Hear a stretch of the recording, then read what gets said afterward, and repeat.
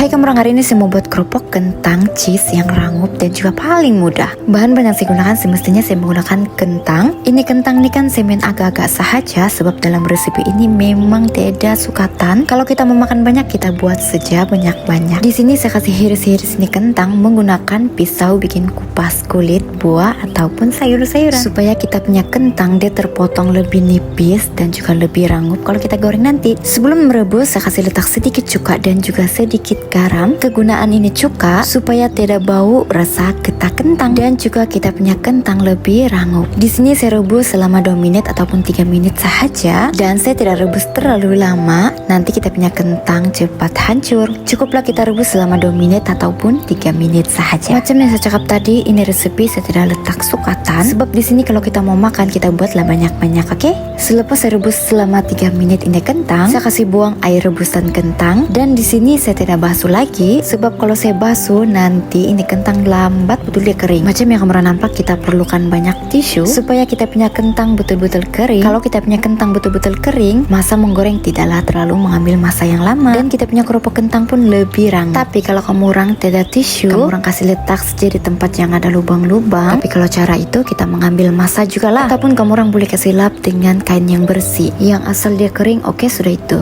Kamu orang boleh nampak juga kan saya kasih tekan-tekan lagi itu tisu sebab saya mau saya punya kentang setiap irisan dia kering betul-betul. Kalau saya rasa macam dia kering-kering sudah, jadi saya kasih buka ini tisu tapi masih juga saya kasih lap-lap dengan itu tisu sebab saya mau pastikan ini kentang betul-betul kering dan saya mau ini kerupuk kentang betul-betul menjadi rangup. Barulah puas hati mau makan. Inilah saya punya irisan kentang yang sudah kering. Jadi cara-cara mau goreng sebenarnya senang sahaja menggunakan minyak yang panas dan masa menggoreng ini saya menggunakan api gas yang besar. Selepas saja saya rasa ini kentang macam kering-kering sudah, baru saya menggunakan api gas yang sederhana sahaja sambil saya gaul-gaul. Sambil itu saya menunggu ini kerupuk kentang menjadi warna kekuning-kuningan. Tapi masa baru-baru saya kasih goreng tuh kan, saya kasih biar dulu dia sedikit kering-kering, baru saya kasih gaul-gaul lagi. Kalau macam ini kerupuk kentang sudah macam kering-kering, kita kecilkan api gas ataupun menggunakan api gas sederhana sahaja dan sentiasa gaul-gaul sampai berubah warna kekuning-kuningan macam dalam video. Dan ini gorengan yang kedua. Dalam video ini saya memang goreng sampai 2 kali saja saya goreng sebab kamu orang boleh nampak juga kan saya cuma ada 3 biji kentang, yang 2 besar dan yang 1 tuh kecil sahaja.